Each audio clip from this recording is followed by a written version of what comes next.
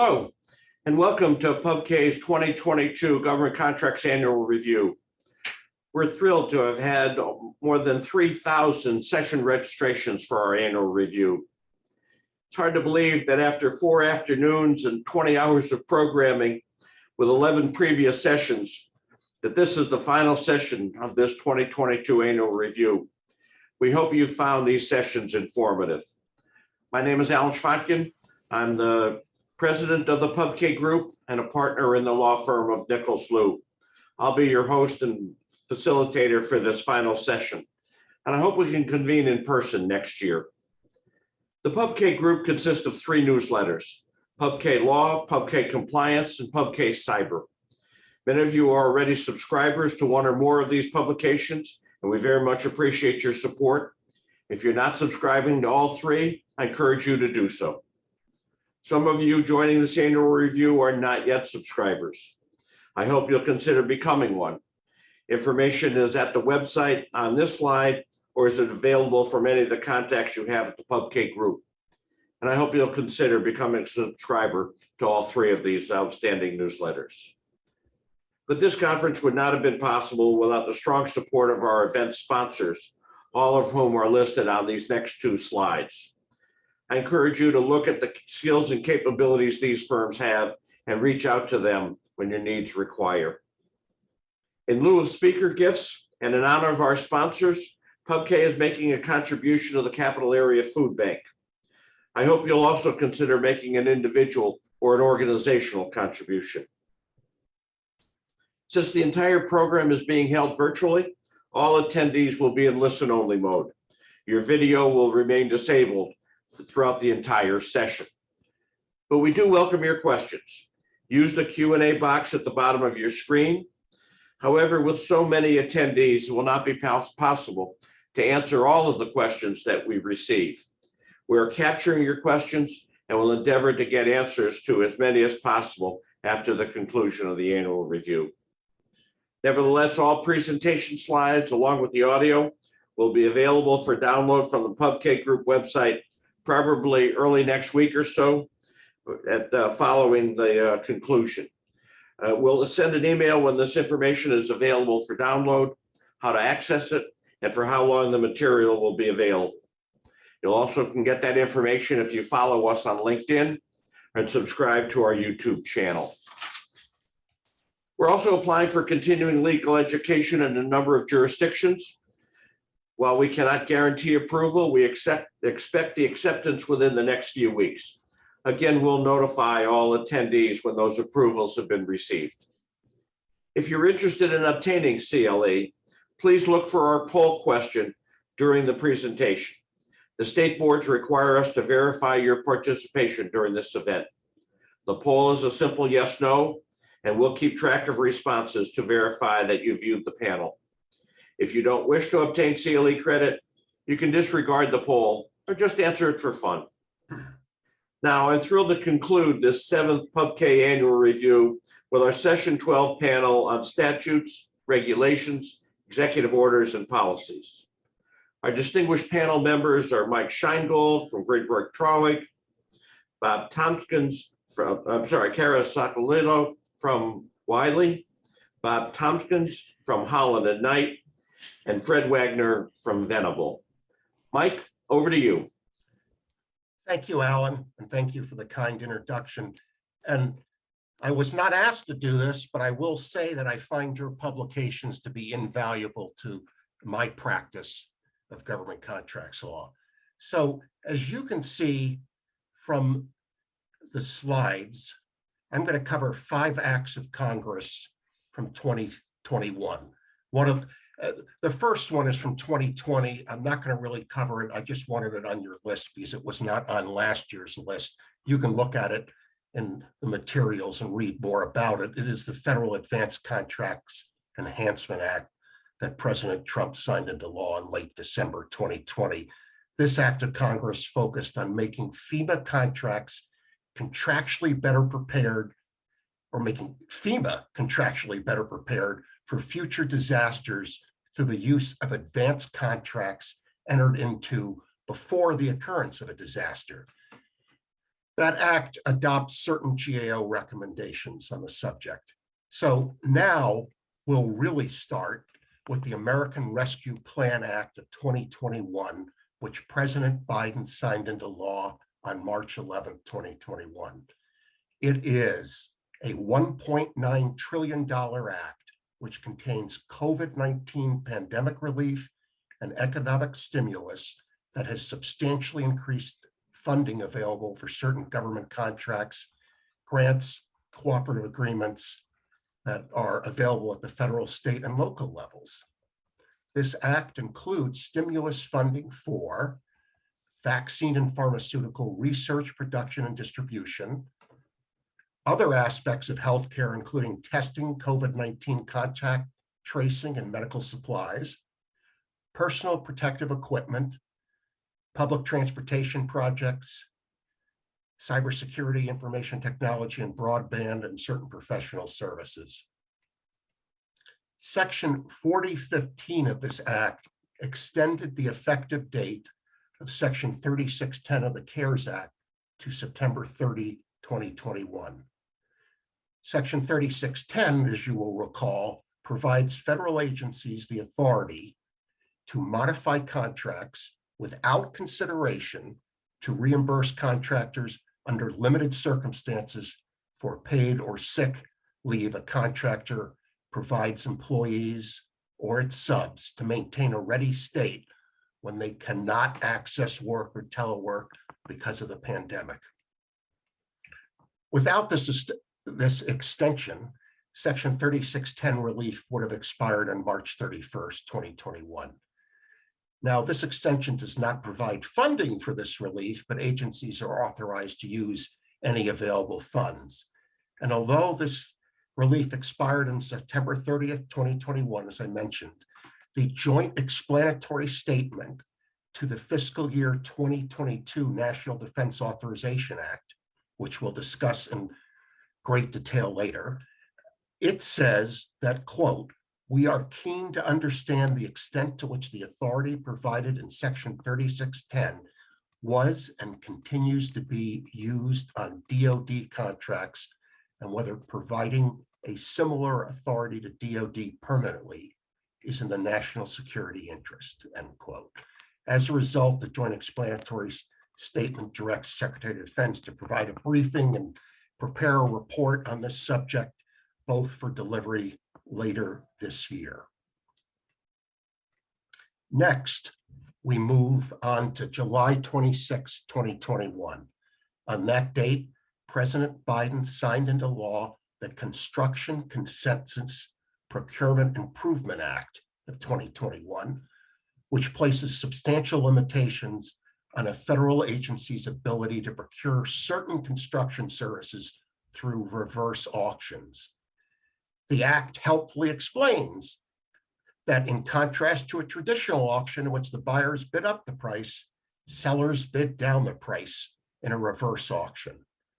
Significantly, the act provides that by April 25th of this year, the FAR shall be amended to prohibit the use of reverse auctions for awarding contracts for complex, specialized, or substantial design and construction services.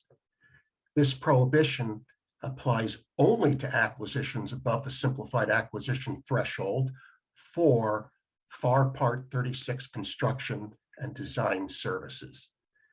Interestingly, the Act makes the specific finding that reverse auctions, while providing value for the vast majority of federal acquisitions, including certain construction-related acquisitions, are limited in value for complex, specialized, or substantial design and construction services. The Army Corps of Engineers has previously reached a similar conclusion, as have several states with respect to their procurements of construction projects and services. Next, on November 15th, 2021, not that long ago, President Biden signed into law the Infrastructure Investment and Jobs Act, also known as the Bipartisan Infrastructure Bill, which is a $1.2 trillion act that includes $550 billion in new funds directed at modernizing and improving U.S. infrastructure. The bipartisan infrastructure bill includes funds for, among other items, and I mentioned these to give you a sense of where procurement grant cooperative opportunities will be, but funds are included for highways, roads and bridges, public transit, rail, airports and seaports, transportation safety and research programs, power grid reliability, resilience and security, broadband access, drinking and wastewater infrastructure, clean energy programs, and flooding and climate resiliency. So there's a long list, and there are analysts who have gone through to determine exactly where the funds will most likely be expended. One analyst's review of this act concluded that no more than $125 billion of its funds are available for procurement. Roughly 1/3 of that amount will be spent in a mix of contractual obligations and grant dispersal. Further, this analyst concluded that nearly 80% of the $550 billion in new funds that I just mentioned will go to projects funded entirely or predominantly by grants. Now, there's a huge amount of detail in the bipartisan infrastructure bill related to international aspects of procurement law that, frankly, fortunately for you, I don't have time to unpack, but the materials go into great detail about it, and it is important. Briefly, the bipartisan infrastructure bill includes the Build America, Buy America Act. Part 1 of that act focuses on Buy America with an A Act issues arising out of federal financial assistance instruments, grants, cooperative agreements, for example. Part 2 of that act focuses on Buy American with an N Act issues arising out of federal procurements. Buy America requirements as they relate to transportation date to the Surface Transportation Assistance Act of 1978 and are distinct from requirements under the Buy American Act of 1933, which is specific to direct federal procurement. Now, the Build America, Buy America Act applies Buy America domestic preference policies to federal financial assistance programs for infrastructure, including to programs not previously subject to such laws and to those already subject to Buy America laws, but previously limited to specific products or materials. The Build America, Buy America Act's authority is not limited to the funds authorized or appropriated in the bipartisan infrastructure bill. It permanently extends Buy America laws to federal financial assistance for infrastructure.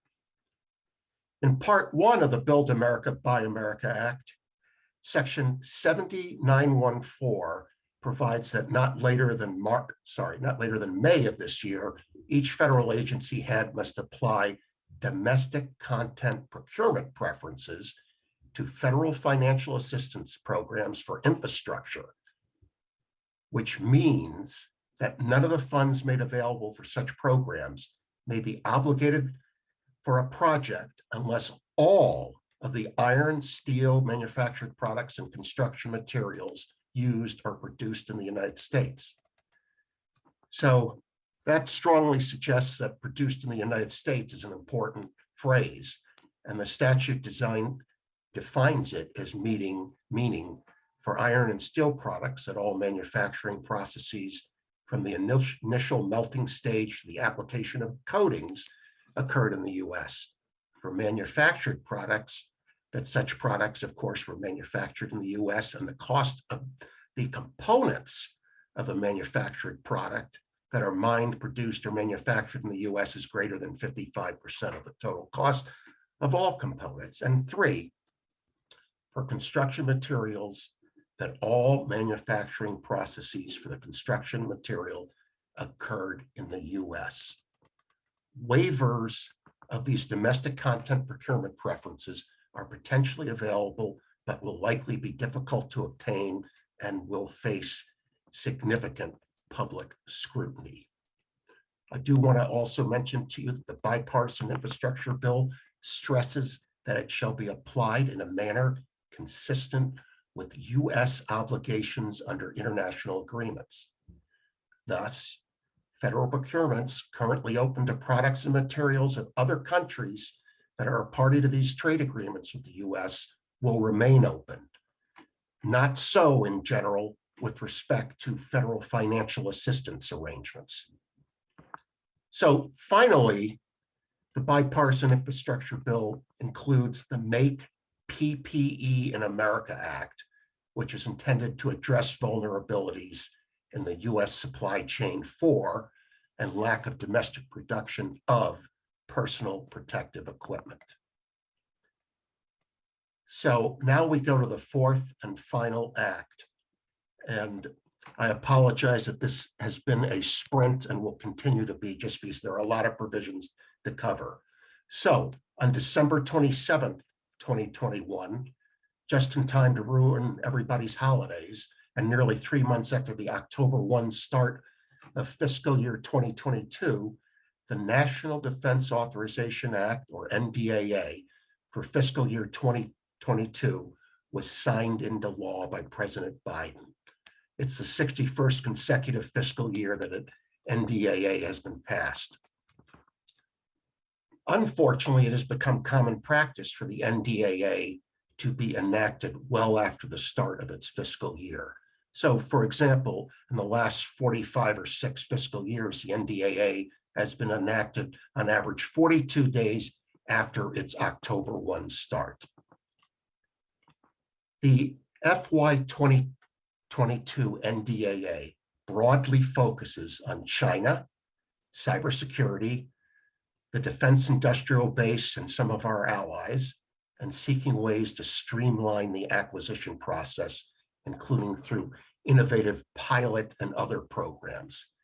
These themes, as you'll see, will be discussed in some of the sections that I reference coming up. So, one general point is that a number of the 2022 NDAA provisions extend or make permanent existing reporting requirements. The 2022 NDAA also requires DoD to develop various data collection plans, and in some cases, bars DoD from initiating pilot programs until such data collection plans are submitted to Congress. This appears to be an evidence-based policy philosophy that one would hope is designed to give Congress data upon which to determine the effectiveness of various programs and pilots. We'll now turn to certain individual NDAA sections, of which there are a large number, 57 in Title 8 alone with respect to procurement changes. So first, Section 802, it adds 10 U.S.C. 2533E, which prohibits DoD from procuring any personal protective equipment and related items, like, for example, sanitizing wipes, from North Korea, China, Russia, and Iran. This prohibition applies to prime contracts and subcontracts at any tier, but does not apply if DoD determines that covered materials, PPE, of satisfactory quality and quantity cannot be procured as and when needed from nations other than North Korea, China, Russia, or Iran to meet the requirements at a reasonable price. It also doesn't apply to the procurement of PPE for use outside of the United States, nor does the section apply to purchases of $150,000 or less.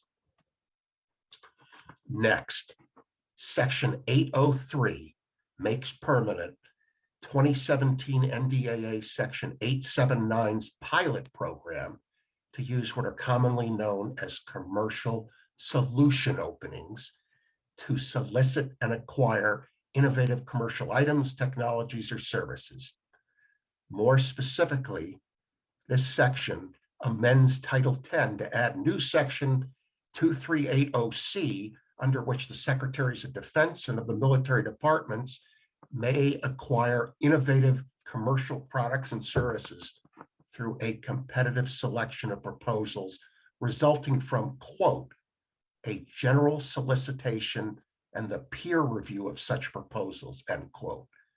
Use of these general solicitation competitive procedures is considered to be, or it constitutes full and open competition requirements under Title 10, Section 2304A1. Now, contracts awarded under this authority shall be fixed price, including fixed price incentive fee contracts, and treated as commercial products or services, notwithstanding the definitions in 10 USC 23761.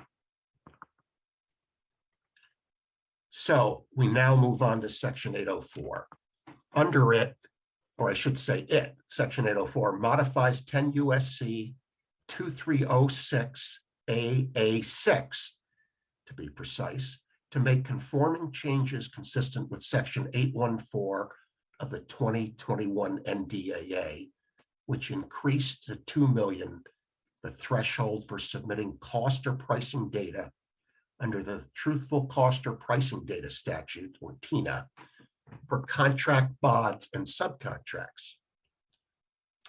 Prior to the 2022 NDAA's enactment, contracts entered into on or before June 30, 2018, were required to be modified to reflect the current TINA thresholds for contract mods and subcontracts upon request of a contractor that was required to submit such cost or pricing data.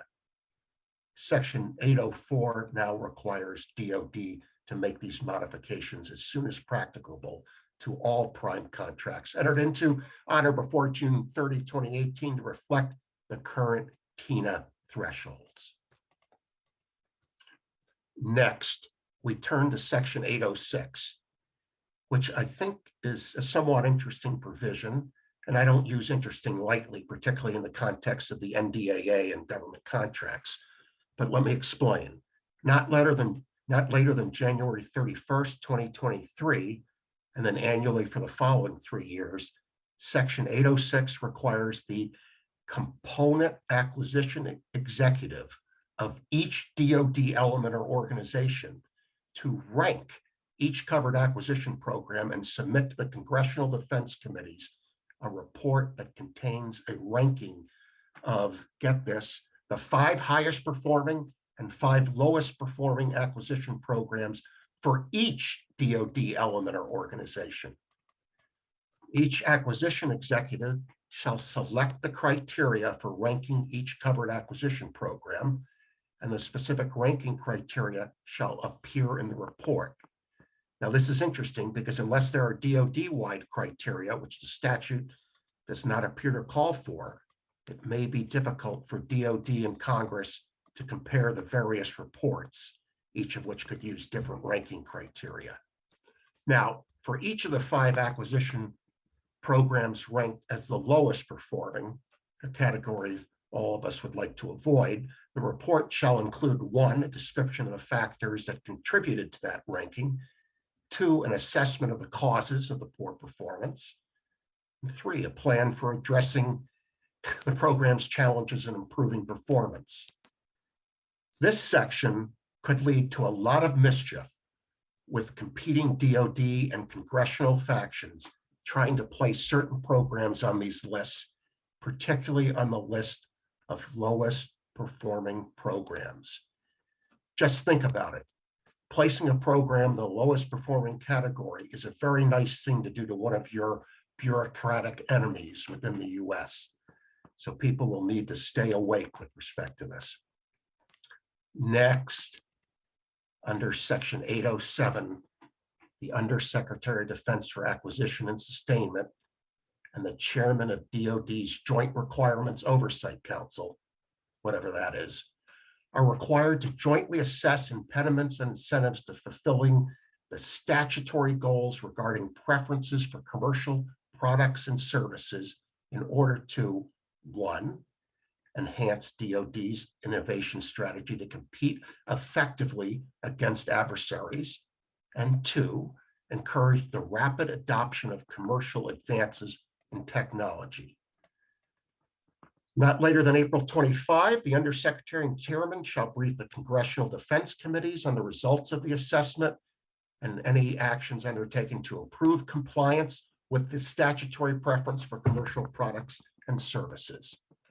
This section is yet another attempt by Congress to get DoD to procure more commercial products and services. Repeated congressional efforts in this area, including in previous NDAAs, have resulted in modest success. Now, under Section 808, not later than June 25, DoD shall brief the Congressional Defense Committees on the extent to which information relating to the use of domestic procurement waivers by DoD is publicly available. The joint explanatory statement notes that there are efforts underway to make such waivers available on a public website for all executive agency branches. In fact, a U.S. government website already exists identifying non-availability waivers reviewed by the Made in America office, part of OMB, and is operational at www.madeinamerica.gov/waivers. The joint explanatory statement also overlooks the fact that on November 15th, President Biden signed into law, as we discussed, the bipartisan infrastructure bill, which includes, as we did not discuss, but now will, the American Dot Gov Act of 2021. That act requires the GSA administrator to establish an internet website later this year at buyamerican.gov that will be publicly available and free. The website's supposed to include information on all waivers and exceptions to the Buy American laws since November of 2021 that have been requested or under consideration or have been granted. This act is also supposed to be designed to set up a website that is easy for manufacturers and other interested parties to use to identify waivers. Now, waivers have recently been a hot topic in a variety of areas, particularly with respect to vaccine mandates, which is a subject, fortunately, we won't cover today. There is another waiver in NDAA Section 586 that I thought I would briefly mention, and I quote from that section. The Comptroller General of the United States shall evaluate the tattoo policies of each armed force, including processes for waivers to such policies to recruit, retain, or enlist service members who have unauthorized tattoos, end quote. Anyway, now returning to government contracts matters, I want to turn to Section 809. Under it, no later than February 1 of 2023, 24, and 25, DoD shall submit to the Congressional Defense Committees a report on violations in the previous fiscal year of certain domestic preference laws. Those laws are the Berry Amendment, the Specialty Metals Statute, and the Buy American Act. For each identified violation, the report shall include the contractor's name, the contract number, the nature of the violation, including which domestic preference law or laws were violated, the origin of the violation report, and DoD's responsive actions. As you can see, the report potentially provides a roadmap for, or may lead to, breach of contract, False Claims Act, suspension and debarment, or other actions against contractors. Next, Section 815 requires the Secretary of Defense to establish and issue standard guidelines within DoD for the evaluation of requirements for service contracts. Then Section 817 repeals DoD's current preference for fixed price contracts, including fixed price incentive fee contracts that had been established by the 2017 NDAA. Section 821 eliminates the requirements under 10 U.S.C. 2371 for DoD to issue implementing regulations for its other transaction authority for research projects and replaces it with a requirement for guidance only. Section 822 is another interesting section. It amends 10 U.S.C. 2374A, which provides that DoD may carry out programs to award cash and other prizes to recognize outstanding achievements in basic, advanced, and applied research, technology development, and prototype development. Section 822 clarifies that prizes may include procurement contracts and other agreements. So by statute, Congress has now declared that a procurement contract can be or is a prize. Prior to the 2022 NDAA's enactment, prizes could not exceed 10 million. Now they can, provided that the Undersecretary of Defense for Research and Engineering approves those prizes. Section 825 is next. It requires DoD to establish procedures to identify organizations performing on individual projects for one, other transaction agreements, including where consortium members are participating, and two, individual task orders awarded under a task order contract. Not later than December 27th, DoD is required to have up and running a searchable data, public searchable database that collects information on these two types of instruments. Next, Section 831 amends 10 U.S.C. 2357, which requires the Secretary of Defense to carry out activities to develop and incorporate technology protection features in designated systems during the system's R&D phase. As amended, Section 2357B requires that any contract for the design or development of such technology protection features include a cost-sharing provision that requires the contractor to bear 50% of the cost. Now, fortunately, Section 831 provides that the Secretary may deem the portions of the costs that the contractor must bear here to be allowable independent research and development costs if the system received milestone B approval.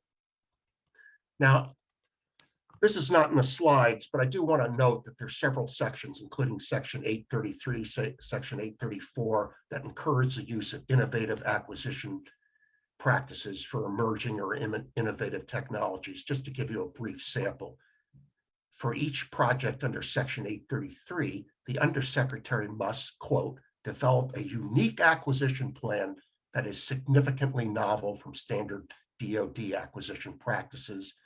The Undersecretary must execute the significantly novel acquisition plans and award agreements in an expedited manner and must establish mechanisms to waive current procurement regulations. So we now move to Section 836. Not later than January 1, 2023, DoD is required to establish a cadre of personnel who are experts in software development, acquisition, and sustainment to improve the effectiveness of DoD's programs or activities in those areas. You may recall that several years ago, the NDAA established an intellectual property cadre. That got off to a slow start, which I think will cause Congress here to pay close attention to this particular cadre. Now, under Section 847, in consultation with the State Department, DoD shall develop and implement a plan to, one, reduce the reliance of the U.S. on services, supplies, or materials obtained from sources located in geographic areas controlled by the friendly governments of North Korea, China, Russia, and Iran, and two, mitigate the risks to national security and the defense supply chain arising from U.S. reliance on such sources. You'll note that that statute says from sources located in the geographic areas controlled by. So I believe Congress had in mind the fact that some of these countries are on expansive courses, at least with respect to territory. Now, we'll turn to Section 851. It amends 10 U.S.C. 2533D, which will eventually prohibit DoD from acquiring certain printed circuit boards from China, Russia, Iran, or North Korea. Since Section 851 delays the implementation of this prohibition from January 2023 to January 2027, I'm not going to discuss this much further because it'll probably be further amended, but Section 51 does change the definition of a covered printed circuit board and allows the Secretary to exempt commercial products and services from its coverage. Now, moving on to Section 854. Under it, by March 27th, each service acquisition executive shall implement a requirement that industry days and requests for information regarding DoD acquisition programs and R&D efforts to the maximum extent practicable shall be open to defense contractors of the National Technology and Industrial Base, or NTIB. In addition to the United States, the members of the NTIB are the United Kingdom, Canada, and Australia. This openness to non-US NTIB contractors is subject to reciprocal access for US companies. This section also applies to subcontractors under prime US defense contracts. We will very briefly discuss some small business issues. Under Section 863, not later than 2 days after a final determination is made that a business does not meet the requirements of the status it claims to hold, for example, size, hub zone, veteran owned, women owned, the business shall update its status in the system for award management. If the business fails to timely update its status within 2 days, then not later than 2 days thereafter, the SBA shall make the update. A business required to make such an update shall notify the contracting officer for each contract with respect to which the business has an offer or bid pending of the determination, if the business finds in good faith that such determination affects its eligibility to perform a contract. It'll be very interesting to see how often the two-day deadlines are met. Moving to Section 864. Under it, no later than December 27, the SBA administrator shall issue a rule authorizing SBA's Office of Hearings and Appeals to decide all appeals from protest decisions in connection with the status of a concern as a qualified hub zone small business. Currently, those appeals are heard by an associate SBA administrator. This change ensures that appeals will be decided by an administrative judge and that a body of publicly available case law is developed. Now, under Section 866, not later than June 25, DoD shall submit to the Congressional Defense and Small Business Committees a report on the effects of DoD's cybersecurity maturity model certification framework on small businesses. I actually think that this is going to be a pretty important report because it is required to include the estimated costs of complying with each level of the CMMC framework for small businesses and an explanation of how these costs will be recoverable by small businesses. It also is required to include the estimated change in the number of small businesses that are part of the defense industrial base resulting from the implementation of CMMC, and also explanations of how DoD will, 1, mitigate negative effects to such small businesses resulting from CMC, and 2, work with small businesses and non-traditional defense contractors to enable them to bid on and win DoD contracts without first having to risk funds on costly security certifications. Interestingly, Section 1533 requires a similar report. Now, there is one more section I just want to touch on briefly, mainly because it combines government contracts and national security in kind of an interesting way. And it's something that I think we should all be somewhat concerned about. It is Section 1684. Under it, let me restate that. Section 1684 requires DoD to, 1, report to the Congressional Defense Committees on contractor requests for indemnification for contracts with unusually hazardous risks that are received for fiscal years 2022 and 2023, and 2, conduct a review of and provide a briefing on the implementation of 10 U.S.C. 2354 and Public Law 85-804 with respect to indemnification of contractors for unusually hazardous risks, which is a focus of these two statutes. Now, unusually hazardous risks is defined by Section 1684 as a risk of burning, explosion, detonation, flight, or surface impact, or toxic or hazardous material release associated with, for example, hypersonics, rocket propulsion, high energy propellants, and certain classified programs. According to the joint joint explanatory statement that is the principal legislative history for the NDAA, according to it, the intent is to provide a more transparent framework for DoD and its contractors to address such financial risks and to seek to ensure that DoD gives full consideration to appropriate requests for indemnification of programs with unusually hazardous risks. Now, the joint explanatory statement also requires GAO to prepare and research and submit a comprehensive report on DoD's indemnification programs related to these unusually hazardous risks, including, from what I can see, most aspects of the insurance market.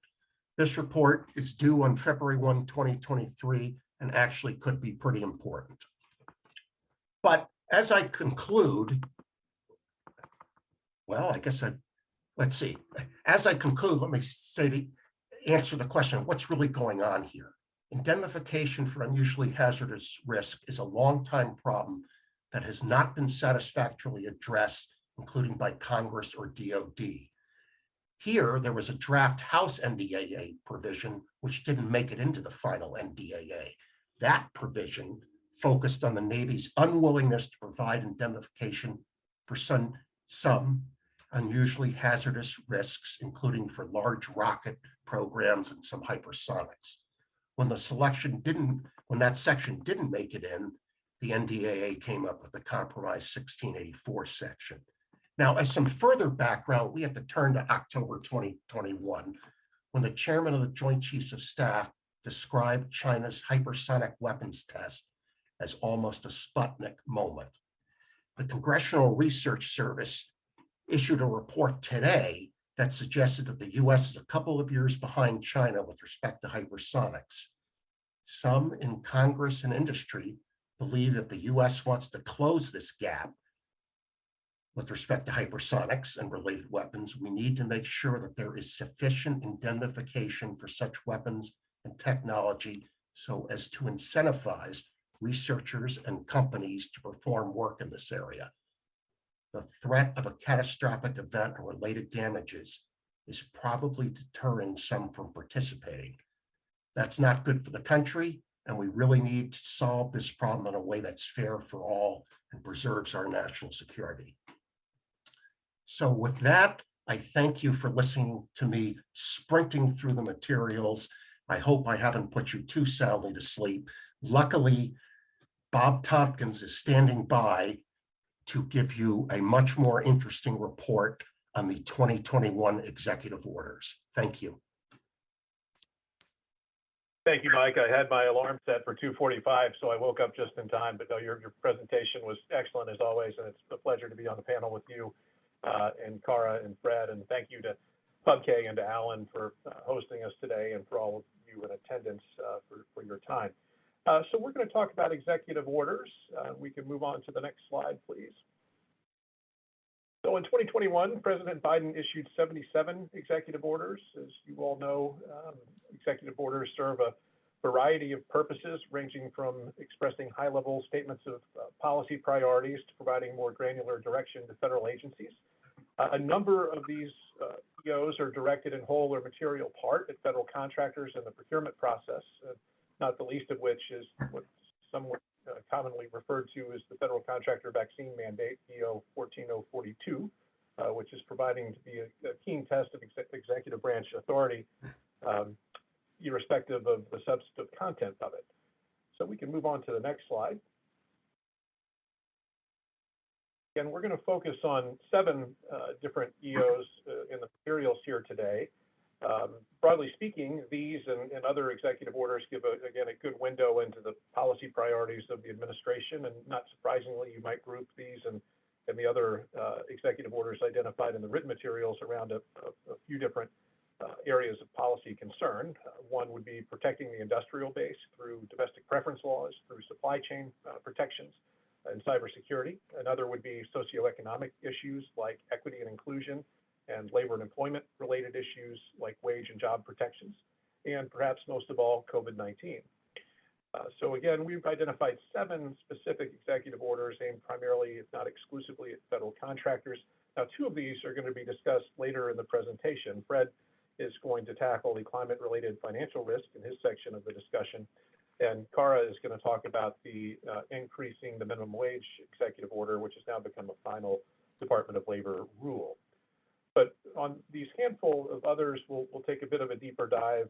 I do want to just touch on the fact that there are other executive orders which are a broader application and may not be federal procurement specific, but also have implications for the federal contracting community. And again, these are discussed in the written materials, and just a few of those which are not going to be spelled out in the slides today.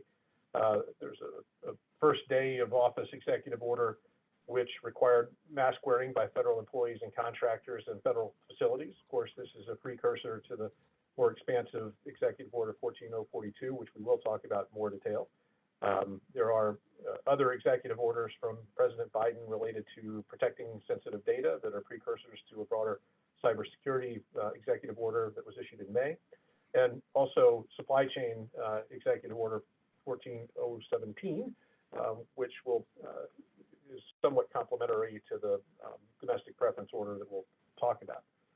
So now we'll proceed to take the 5 executive orders that I'm going to speak to in more detail in chronological order, and we'll move on to the next slide addressing Executive Order 13985. So this was a day 1, first day in office executive order, and it calls for a comprehensive approach to advancing equity, and it directs federal agencies to produce a plan within 1 year to address, among other things, barriers to full and equal participation in agency procurement and contracting opportunities affecting underserved communities and individuals. Perhaps more immediate and direct relevance, this executive order revoked a previous administration executive order number 13950, which was issued in September of 2020, that prohibited certain types of diversity training. This particular executive order also revoked a November 2020 executive order which established the so-called 1776 Commission. So stay tuned for the plans, which should be forthcoming as we've just surpassed the 1-year mark, President Biden's first term in office. Moving on to the next slide. We've got Executive Order 14005, which came about on day 6 of the administration, and it's entitled Ensuring the Future is Made in All of America by All of America's Workers. This executive order sets a policy of expanding and strengthening the application of various domestic preference laws. These include the Buy American Act, which applies to federal procurements, as well as the various Buy America Acts that apply to federally funded state and local procurement, principally related to various forms of physical infrastructure. Now, this executive order calls for a number of actions, including reviewing and tightening the waiver process under the various domestic preference laws, And it directs the FAR Council to amend the FAR to replace the current component test under the Buy American Act with a value-added test. Also directs that the domestic content requirements for end products and for construction materials be increased. And finally, directs that the price preferences for domestic end products and construction materials also be increased. And this is now subject to a proposed FAR rule, which was issued in mid-2021, which is addressed in the section on regulations that Cara is taking the lead on. Now, of note, this area represents one where, at least at a high level, the policy priorities of the current administration and the previous administration were similar. And in fact, just before President Biden took office, the FAR Council issued a final rule modifying some of the very same FAR provisions that are addressed in this executive order. And I believe this will be discussed in the regulation section. What the current executive order has spawned is this additional rulemaking that will actually increase further the various content requirements and price preferences, among other things. There are a few previous administration executive orders that this particular executive order revoked, including one that was directed at the U.S. Postal Service. So moving on again, we're now to, I believe, 14026, which called for an increase in the minimum wage for federal contractors. This is now subject to a final DOL rule, and Cara is going to speak to that. But again, at a high level, it represents that the labor and employment issues are a priority for this administration, not surprisingly. Moving on again to Executive Order 14028, discusses improving the nation's cybersecurity. This is certainly not a new topic. This particular executive order provides some additional guidance and direction on cybersecurity policy generally. It is not specific to federal procurement per se, but it has quite a number of provisions which are directly applicable to federal contractors and also suggest ways in which the government's IT and cybersecurity buying habits may change. Among other things, the sections of this executive order address things like improving information sharing on threats. That includes direction to the FAR Council to update the FAR to bind contractors to these efforts. The EO talks about modernizing federal cybersecurity, which will have significant implications for contractors, and then it also discusses enhancing software supply chain security. This issue of cybersecurity is worthy of a conference of its own, and so I won't go into the nitty details of it, but needless to say, the current administration is putting its own marker down on issues of cybersecurity, which again fit in the broader industrial-based protections as well. So that takes us to the one that seems to have gotten perhaps the most attention in the executive order world, and that's beginning on the next slide, Executive Order 14040. We're going to skip 14030. This is going to be Fred's topic, which he'll discuss in the next section. And now I think we're on to the ensuring adequate COVID safety protocols for federal contractors, which is sometimes referred to as the contractor vaccination mandate. And so this is one of several executive branch actions to mandate certain COVID safety protocols, most notably vaccinations, but not exclusively vaccinations. And it's facing several legal challenges, which as of the date of this presentation are yet to be resolved. And beyond the vaccine mandate itself, these cases raise really important and significant questions about executive branch authority, particularly in the context of procurement. And so the precedents that might be set will likely have expansive application and will feed into broader policy considerations about the use of the procurement process to achieve various government objectives, including socioeconomic objectives. And so, the precedents that are likely to be set here are going to have implications far beyond COVID-19 and definitely important to watch. So on to the next slide. When we initially began preparing for this session months ago, we were focused primarily on the requirements of this executive order. And of course, not unexpectedly, there were numerous legal challenges that were raised. So the remaining slides we have on this are going to focus on really the two different dynamics that are in play. One is the status of things in light of the litigation and various injunctions that have been issued enjoining enforcement of the executive order and the ensuing FAR deviation. But we'll also spend a bit of time talking about what the executive order and the FAR deviation actually require, because it's not dead, at least not yet. And so it's important for contractors to be aware of the requirements and some of the actions that they might deem advisable to take should it come back to life.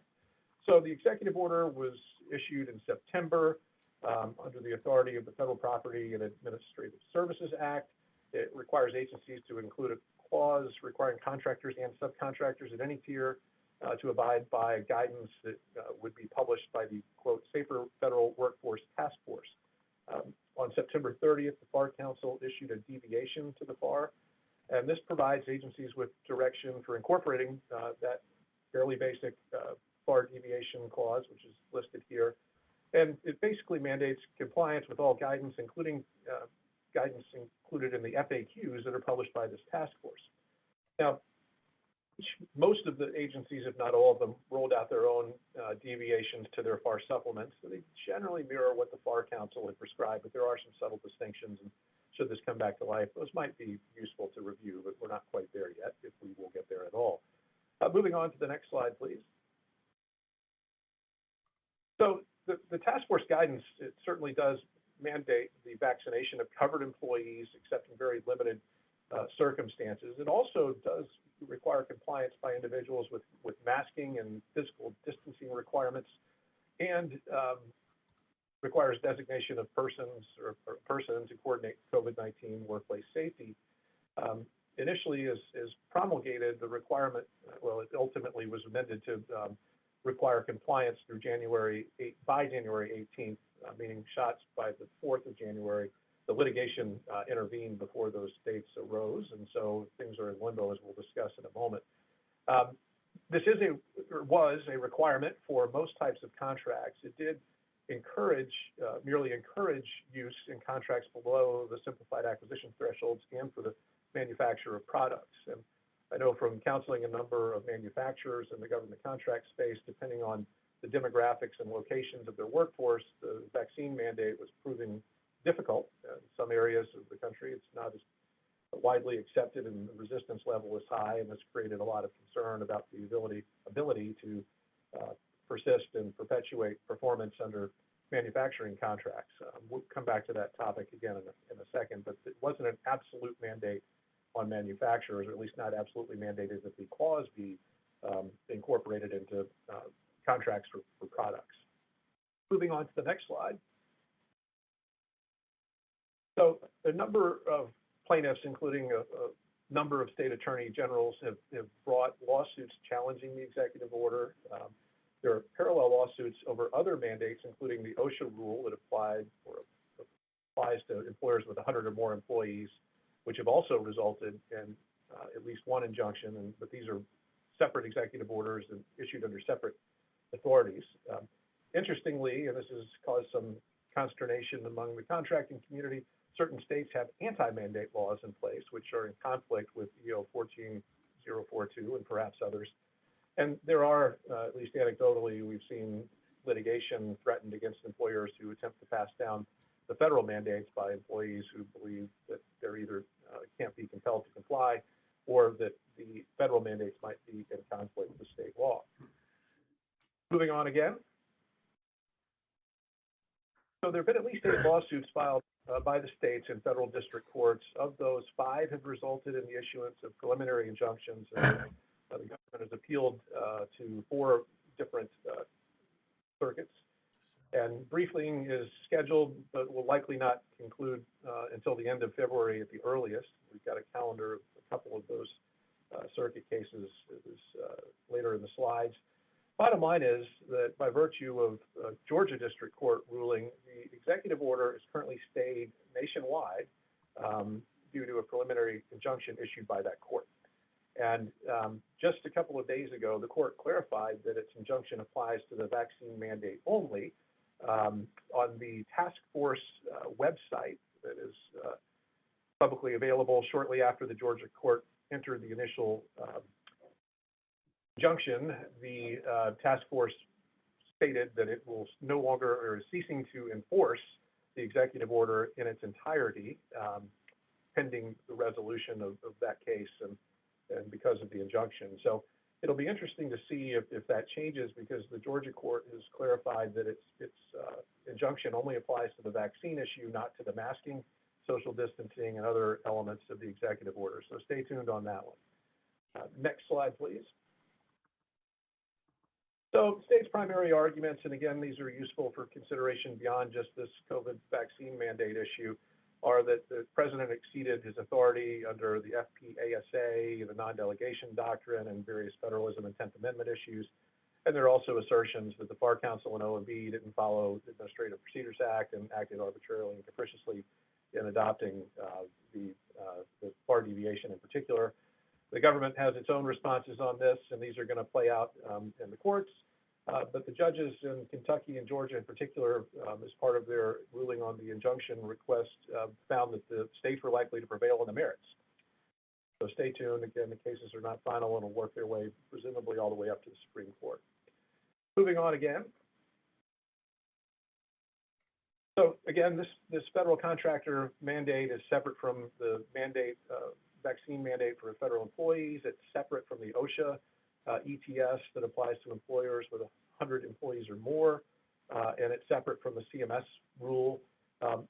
What's happening in some of those other cases, though, is likely relevant.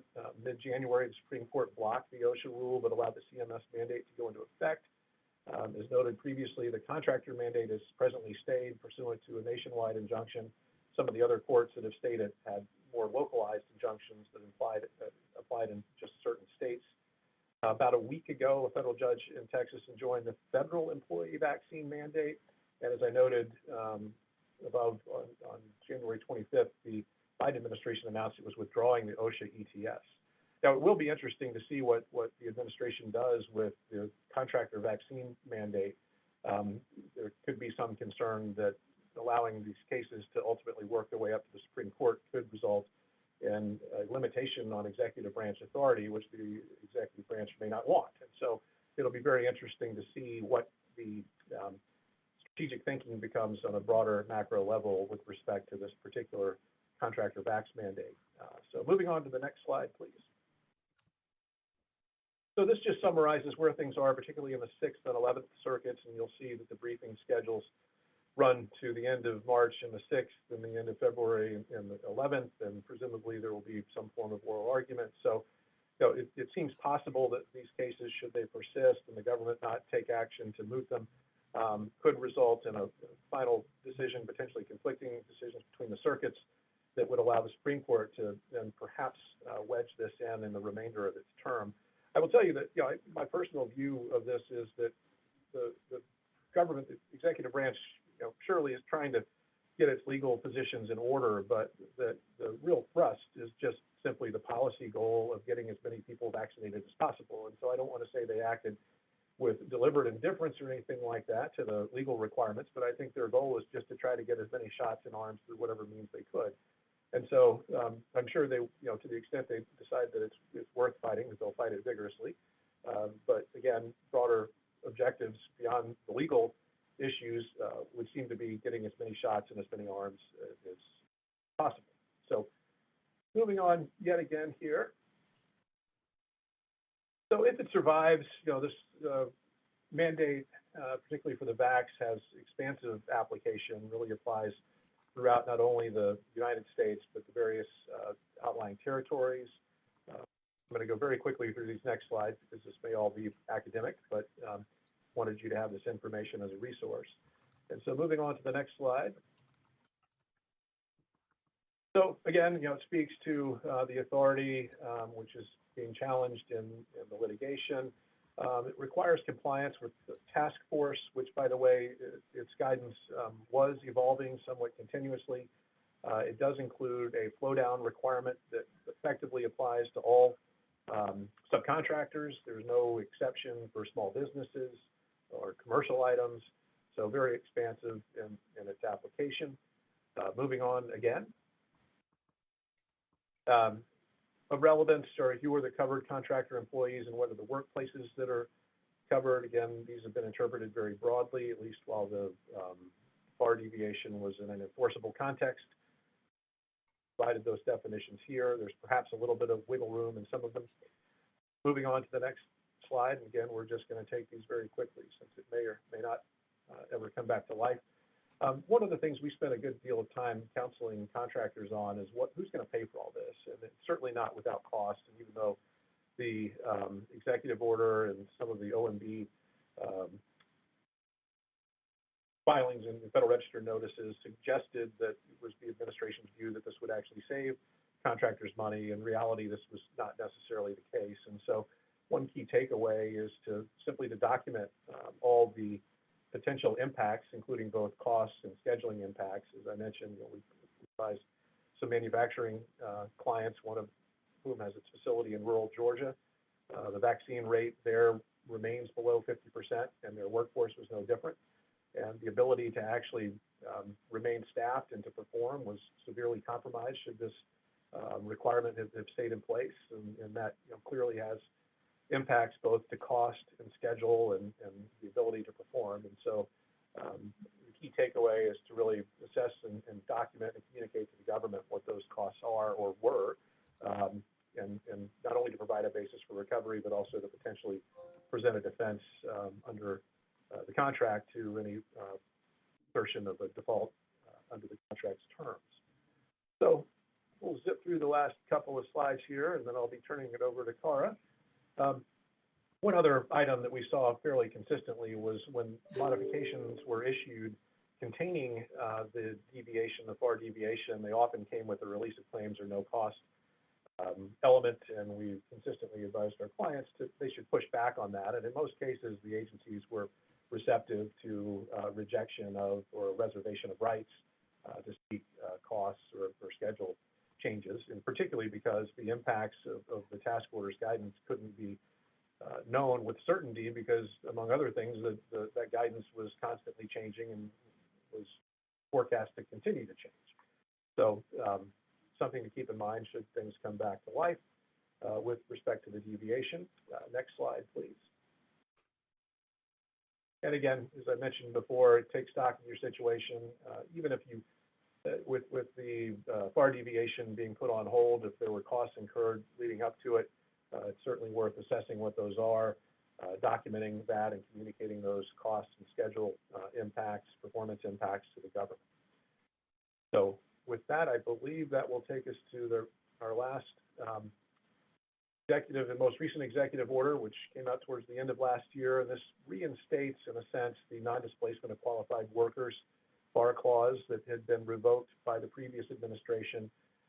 It directs the Department of Labor to promulgate new regulations within 180 days and the FAR Council to provide an amendment to the FAR thereafter.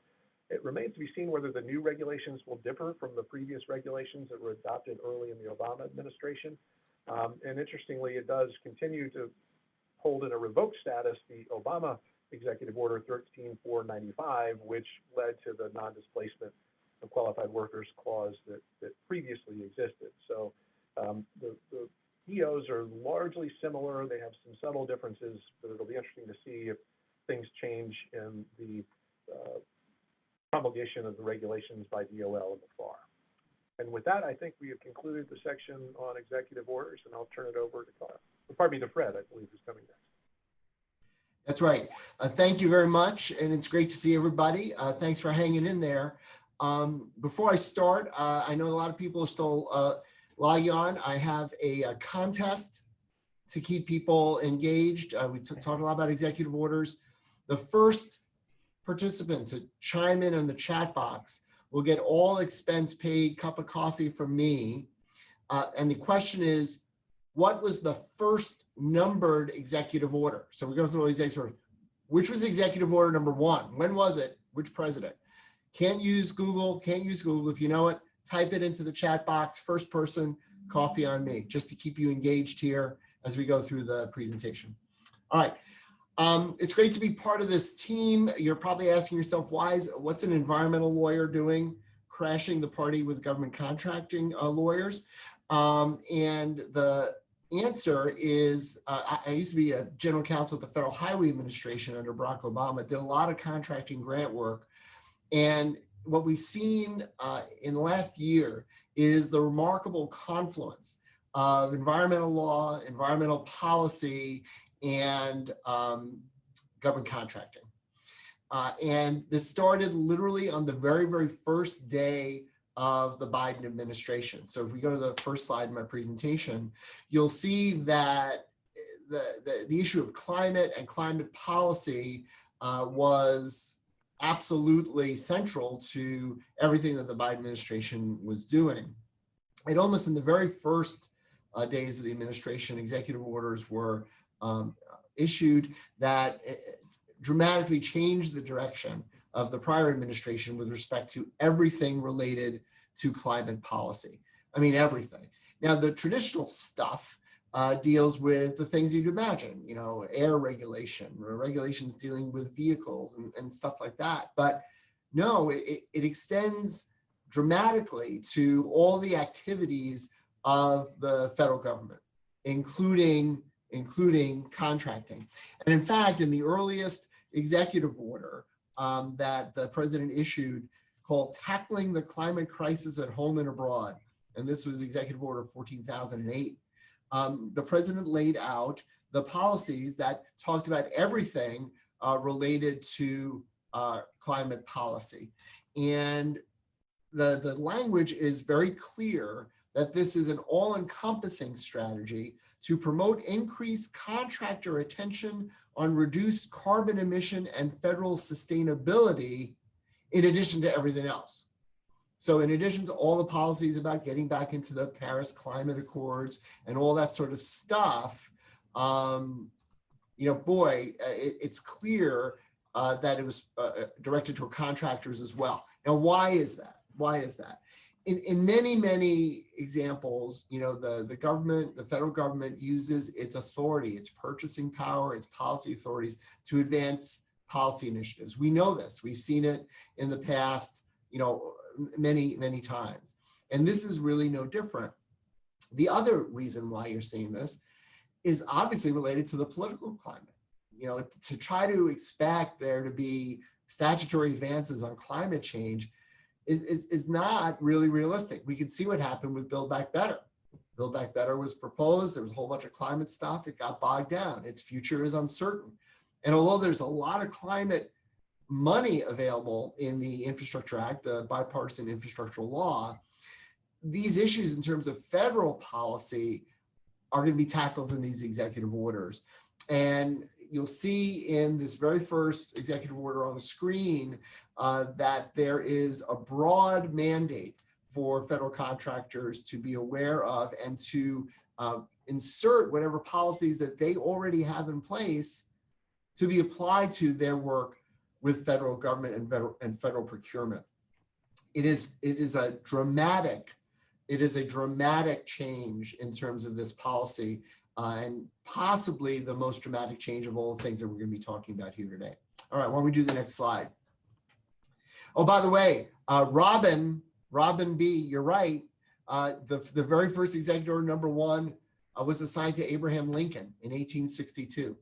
So yes, George Washington issued executive orders, but it was Abraham Lincoln, and it was first numbered in 1907. The State Department started numbering executive orders for some reason. So Robin, contact me. You can reach me online, coffee on me. All right, so just like some of the other executive orders that, as Bob correctly stated, lay the groundwork for future executive orders, so too did the very first Tackling Climate Change order set the stage for future work. Like, think about this, right? Here's my policy, here's what I want to do. Stay tuned, we'll let you know how we're going to do it. So then in May, we see the Climate-Related Financial Risk Executive Order, which tells folks about how we're going to do it. And this is probably the most significant one in terms of the FAR and the traditional rules of the road that you all are expected to deal with as federal contractors. And so it requires the Regulatory Council and the CEQ, the Council on Environmental Quality. Put a pin on that. I'm going to talk about the CEQ in a minute. To amend, it says to consider amending, they're going to do it, consider amending the FAR by requiring disclosure of climate and GHG financial risks and to set GHG reduction targets. Now, the importance of that is the goal, the overarching goal of these policies is to reduce GHG emissions, right? And so the question is, how are we going to do that? How are we going to track it? How are we going to report it? And that's where the executive order is asking the Federal Acquisition Regulations to consider how do we go about doing that. It also ensures that the decisions for contracting consider climate and GHG emissions and potentially giving preference to bids with the lowest social cost of GHG emissions. There's a lot to unpack just in that very one provision, the executive order. Consider climate just doesn't mean emissions. The administration is focused on lots of different stuff like resiliency, like adaptation, like sourcing of materials, using more sustainable materials. That's all part of the climate agenda. So it isn't just the amount of emissions. So you have to have a pretty broad view of what climate means. And then giving preference to bids.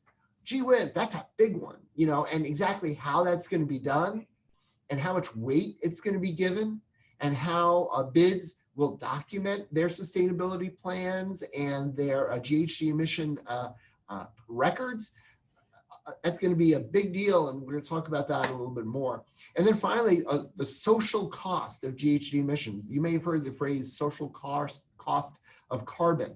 You know, that's a measure of trying to figure out how much activity, how much carbon activity is created by production of, you know, manufacturing production and so on and so forth. It's controversial because the social cost of carbon has already been challenged by several states. They say that's not a fair measure. It puts too much weight on one particular measure in terms of federal policy, but it is going to advance. It is going to advance. So please keep in mind that this is a terminology that you're going to see in additional regulations in the future. Let's go to the next slide. And you'll see that sure enough, in May, they say, please consider amending the regulations. And then in October, there in fact was an advance notice proposed rulemaking issued to advance this possibility. And what they did was they raised a bunch of questions and a request for information from the community about how this all should be taken into account. And I'm not going to read all of them, but it gives you a sense of the scope of what may be happening and how they may go about dealing with all these things. So for example, how can GHG emissions be best qualitatively and quantitatively both considered in federal procurement decisions? And how would that vary across different sectors? So, you know, some are pretty obvious, right? You know, building new cars, you know, EV cars versus traditional internal combustion engine cars. But what about other sectors? How does that come into play? What are the most usable or respected GHG emissions methodologies over the life cycle of products procured or leased or services performed? A lot to unpack there too. What are the methodologies? There's lots of formulas out there. There's lots of models. Which one's the best? Which one's most usable? Which one's most accurate? In addition, the term life cycle. Well, this means from collecting the materials for your products, building the products, and even to the disposal of the products. So again, the term life cycle will demand a lot of new considerations on behalf of contractors. It says, how do companies currently provide GHG emission data? That's a great opportunity. That was a great opportunity for people to say, this is how we do it already. This is how the federal government should do it. How can the federal government give preference to bids or proposals to achieve reductions in GHG emissions? Well, there it is right there. You know, how are they going to do it? How are they going to take care of it? So again, and then finally, how might the consideration of all these factors impact small and disadvantaged businesses? In other words, if there's, you know, very aggressive GHG reduction standards from giant contractors, you know, can smaller entities do the same thing? And is it fair to hold them to the same kind of standards? Now, these questions were asked back in October. I think the deadline for submitting, you know, some of those responses was in the middle of December. What it means to me is that the agencies are going to be looking at this now, and then the big deal is going to be when they finally come out with a rulemaking on this. I know, you know, Carr is going to be talking about rulemakings in general, but I would argue that when this, and it's not if, but when this rulemaking comes out, it's going to be one of the most momentous ones in the federal procurement world, because it's a game changer in terms of the expectations, documentation, again, potential preferences for procurement on this whole issue of climate, not just emissions, but sustainability, materials, and all the rest. Next slide. All right, so then near the end of the year, there was another pretty momentous executive order, and this one called Catalyzing Clean Energy Industries and Jobs Through Federal Sustainability. All right. Now, a lot of this did not deal with the procurement side. It's a very lengthy executive order, but there are some particular provisions that we need to discuss. Specifically, Section 208 of this executive order deals with, and it's called Sustainable Acquisition and Procurement. Sustainable Acquisition and Procurement. And it's a mandate that agencies have to reduce emissions, promote environmental stewardship, support resilient supply chains, drive innovation, and incentivize markets for sustainable products and services by prioritizing products that can be reused, refurbished, recycled, et cetera, et cetera. To which I respond, is that it? Is that all they need to do? It's like they're putting so much impetus on the agencies for these types of policies, and the goals are extremely broad. And it says that the chair of the CEQ, remember I said I'd get back to that, I'll tell you about CEQ, shall consider establishing federal food procurement policies to reduce greenhouse gas emissions and drive sustainability in the federal food supply chain. What is the CEQ, for those of you who don't deal with it? The CEQ is a White House office that ostensibly advises on all things environmental. They get involved in the writing the regulations for NEPA, the National Environmental Policy Act. But in this case, all these executive orders on climate order the CEQ to do all this stuff. Why is that important? Because the CEQ isn't very big. You know, the staff isn't that very large. But if you go through all these executive orders that I'm reading, it says the CEQ shall do this and CEQ shall do that. That's going to be a challenge because in addition to these policies, CEQ is doing everything else with respect to equity and climate and so forth. So note the challenge that the administration has to try to get these things going and how much responsibility that they've placed on this Council on Environmental Quality. In addition, this executive order talks about in Section 303 called Buy Clean, Buy Clean. And it establishes a Buy Clean task force, right, to provide recommendations against the CEQ, there it is again, to expand consideration of embodied emissions and pollutants of construction materials and federal procurement and federally funded projects. To expand consideration of embodied emissions and pollutants in construction materials. So again, think about this. We're talking about, not just the policies of, reducing GHG emissions, but they want to know about the materials that are being used. They're trying to talk about the materials being used. It's a remarkable burden. And so in case you were thinking that, oh, this may not be too bad, let's skip ahead to Section 603, which is all the definitions. And I'm going to read to you the definition of embodied emissions. Quote, it's the quantity of emissions accounting for all stages of production, including upstream processing and extraction of fuels and feedstocks emitted to the atmosphere due to the production of a product per unit of such product. Goodness gracious. I mean, it's probably an accurate enough definition, but then trying to figure that out, does that mean if you have all these things related to, the iron and steel that's in a product, and then the product's produced, and then the product itself produces emissions the way it's used, and then what about the disposal of those products? It's quite a remarkable thing. Now, many companies are starting to do this. They're starting to do this, and there's SEC reporting about their climate policies and emissions policies. But remember, those policies are related generally to the company itself, right? Climate policies related to the economic health and well-being of the company.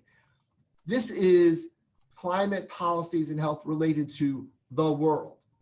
Therefore, much more detailed, much more impactful in terms of the burden. So this was a pretty momentous executive order at the very beginning of the year. It was accompanied by a white paper from the White House where they talked about their policies and they stated it pretty clearly. They said they want to increase the sustainability of the federal supply chains to achieve net zero emissions from federal procurement by 2050. Net zero emissions for procurement from 2050. And it says that the partners that supply the federal government must help us to achieve climate goals and grow the economy and American jobs. They talk about cutting emissions, but also pollutants from all the materials being used. So, they have really suggested in a large way that the climate priorities and initiatives are going to be led by the government. They're going to be led by government policy and how it's going to work in the procurement process. Again, a tremendously large burden potentially when these regulations come out. Now, one thing that's not on the slides, but I'll talk about as a follow-up to Mike's presentation, not surprisingly, there were also references in the NDAA with respect to climate. And specifically, I call your attention to sections 331 through 335. And within those 334 says that climate and environmental concerns must be included in the acquisition, many other activities, as well as some other obvious defense-related concerns. And 334 says that it directs that the acquisition, budget planning, execution, infrastructure planning, sustainment, force development, and strategies from the Department of Defense should fully consider and make adjustments to account for current and emerging climate and environmental challenges, and to ensure the climate resilience of assets and capabilities of the department. So again, pretty straightforward to get this going. What is the name of the White House white paper? Somebody says. I'll give it to you. It's also dated December 8th, and it says fact sheet. It's called a fact sheet. Maybe it's easier if you find it that way on a fact sheet. And President Biden signs EO, Catalyzing America's Clean Energy Economy through Sustainability. So it's a December 8th fact sheet. And again, I urge you to look at that. So the NDAA has these provisions dealing with sustainability. In addition, Section 873 commissions a study that's supposed to be going on right now. It's due December 27th, the end of this year, on all acquisition practices and then submitting a report on all those sorts of things. Again, that's going to be a good hand-in-hand type policy that deals with the potential for regulations, additional climate policies, and the DoD policies in terms of advancing climate initiatives. Again, note, not just emissions, but things like resilience and adaptation, meaning, the kind of things that you build, how do we ensure that they stick around? And if you think about the DoD, and you think about ports and naval facilities, Air Force facilities near, bodies of water, that's going to be a crucial development. So the last slide is talks about, the challenges that we face and the challenges that you will face as contractors, if you're lawyers on the phone, what your clients will face. And I'd argue they are numerous. And amongst the big ones, I put, how are you going to start tracking all this stuff? If you're not already dealing with this, it's almost like a full-time job to figure out where this is. Will you be putting in place auditing type capabilities, right? To say, this is what we're doing, this is how we're going to get it done. Similarly, reporting and disclosure. You're doing some of it, I bet a lot of you for the SEC and other sorts of things, but now you're going to have to substantiate that potentially for your bids and for your contracting, which is a really big deal. The other thing that you should know is that the environmental community in general is very dubious of tracking and reporting. What do I mean by that? There's a lot of scrutiny from the Sierra Clubs, the NRDCs of the world saying, wait a minute, Acme Corporation says, oh, we're the greatest, we're reducing emissions, we're doing all this stuff, and we've saved, I'm making up a number, 1 million tons of carbon between now and 2030. Well, what these NGOs are saying is, it ain't necessarily so. We don't believe it. So the question is, how are they going to be truth-telling some of this disclosure in the procurement context, especially if there's going to be preferences? Especially if there's going to be preferences. It would be pretty embarrassing for an agency to say, oh, we picked Acme Corp over ABC Corp because that has such a great sustainability plan if that sustainability plan is full of hooey. So, be wary that it's not just doing it, but doing it in a way that's going to withstand scrutiny. Similarly, your sustainability plans in terms of your materials, in terms of your supply chains.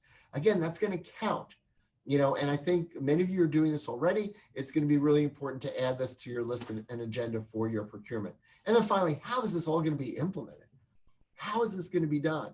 I hate to be the first agency to step forward and say, okay, here's our procurement preference for sustainability and GHG emissions. Someone's going to have to be first, and it's going to be fascinating to see how this is all going to come out. My prediction is that there will be a rulemaking on this coming out with proposals to the FAR. I bet it's going to take a good part of this year because it's complicated stuff, very complicated, but you will see one. And then it'll take the remainder of the administration to see how this is all going to play out. I guess the big question is, will this stick ultimately for the long term? My bet is largely yes, because the overall economy, the overall expectations of dealing with emissions from businesses' perspective probably isn't going away from a consumer perspective and all that. But this is a big sea change, I would predict, for a lot of you, for a lot of your clients. And it's really worth reading up on some of the things we put into the slides and my presentation materials, which you could read online. So again, congratulations to the winner of the trivia contest. I look forward to meeting you. And with that, thanks for your all's attention, and I'll turn it over to Kara.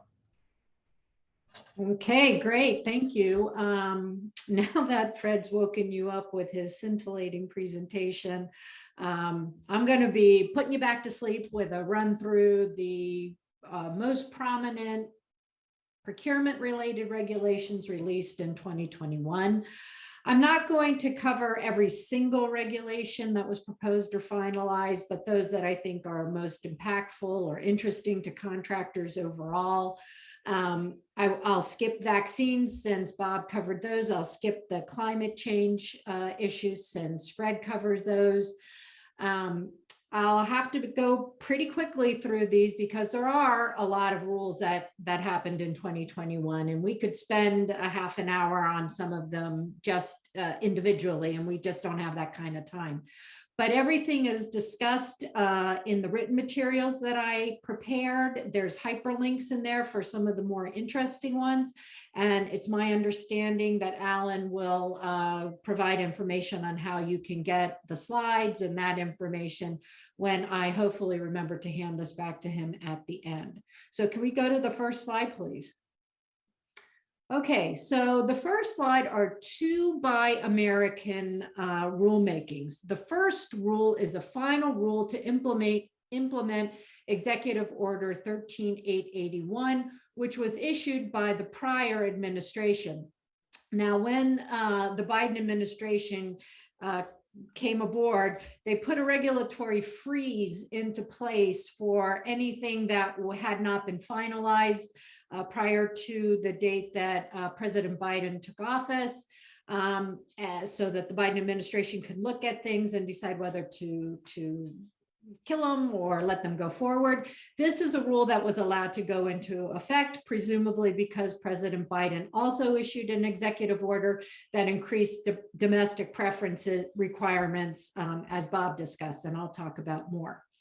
So this final rule increases the percentage of domestic content that an end product other than iron and steel must contain from 50% to 55%, meaning that an end product must consist of more than 55% of US origin components by cost to be considered domestic for purposes of the Buy American Act.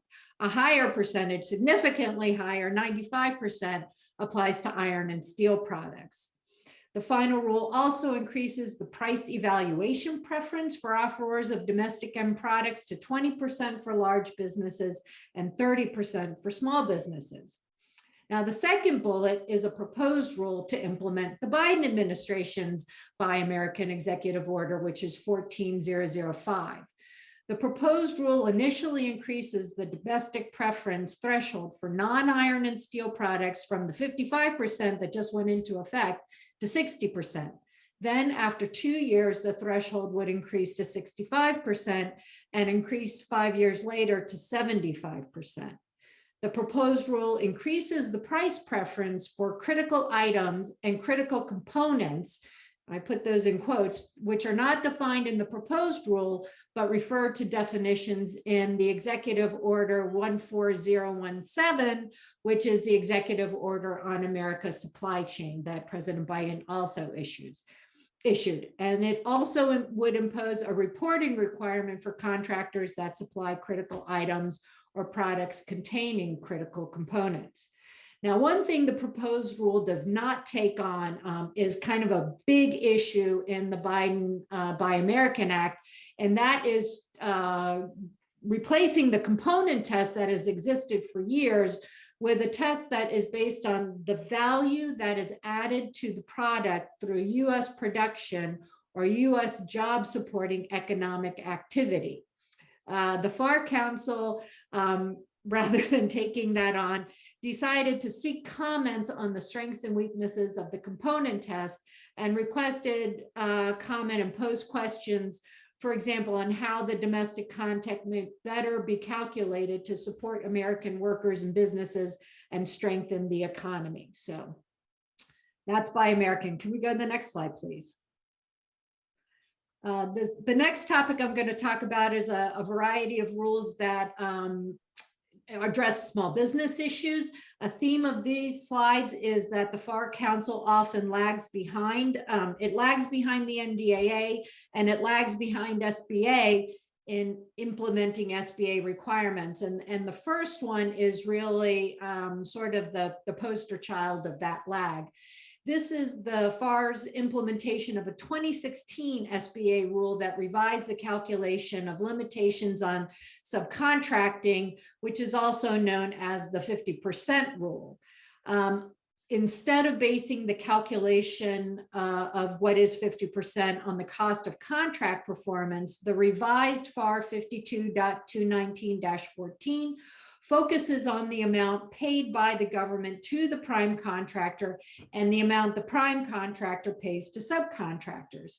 Now, you can see this took 5 years, and the FAR Council acknowledged that there has been a delay between issuance of SBA rules and corresponding changes to the FAR, and announced that going forward, it would not wait for final SBA rules before starting the FAR process to promulgate implementing rules and clauses.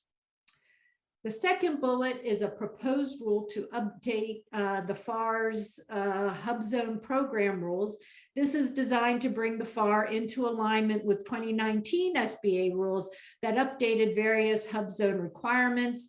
The proposed changes would update definitions and terminology, revise the process for hub zone status protests, remove obsolete text, remove text in the FAR, and remove text in the FAR that's inconsistent with the SBA rule changes.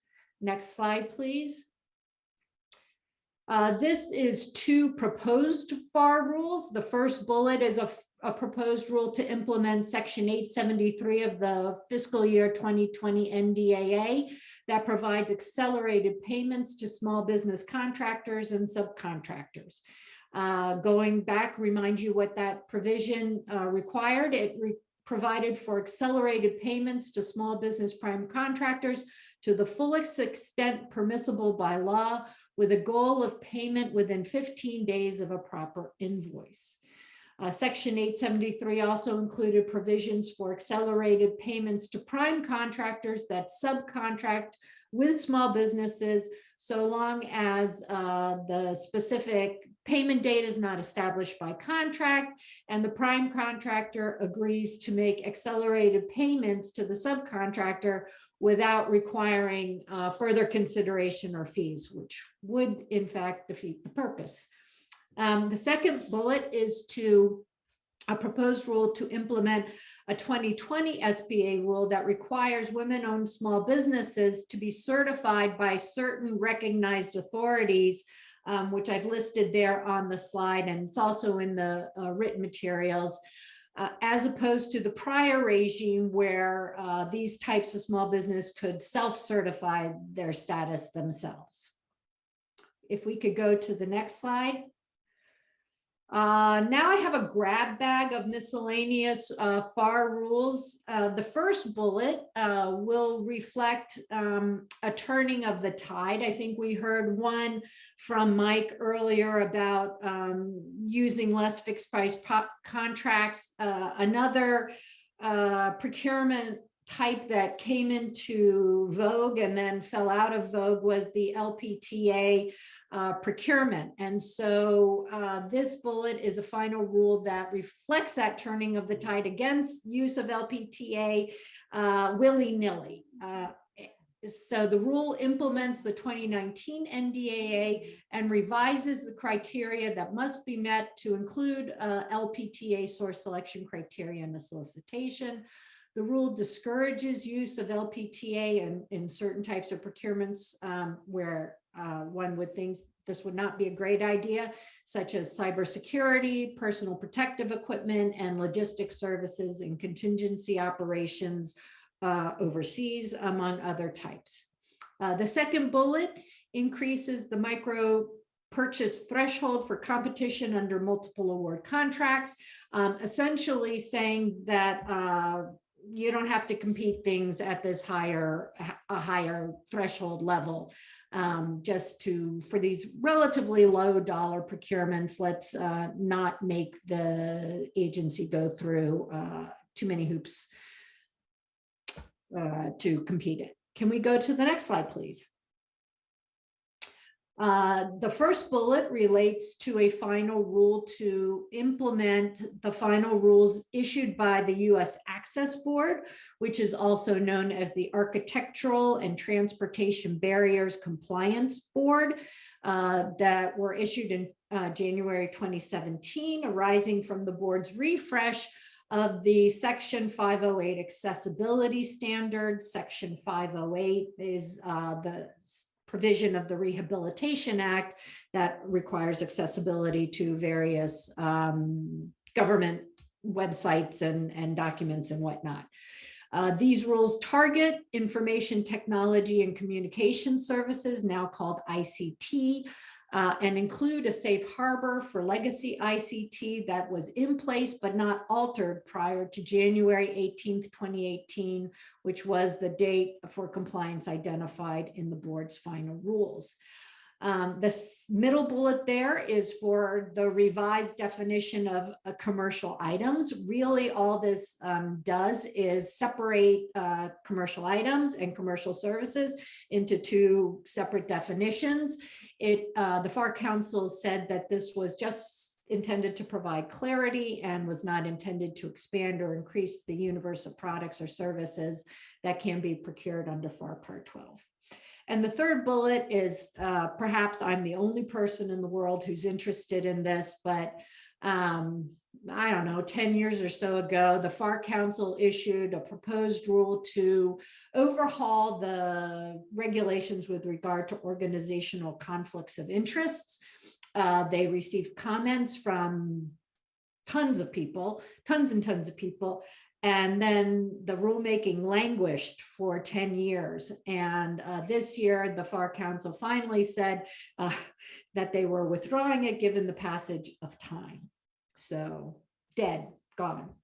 Let's now move to the next slide. We'll be going to DoD rules. Now, I just want to note that I'm not going to talk about one DoD item that is a style as an advance notice of proposed rulemaking that relates to the cybersecurity maturity model that was published on November 17th of this year at 86 Fed Reg 64-100.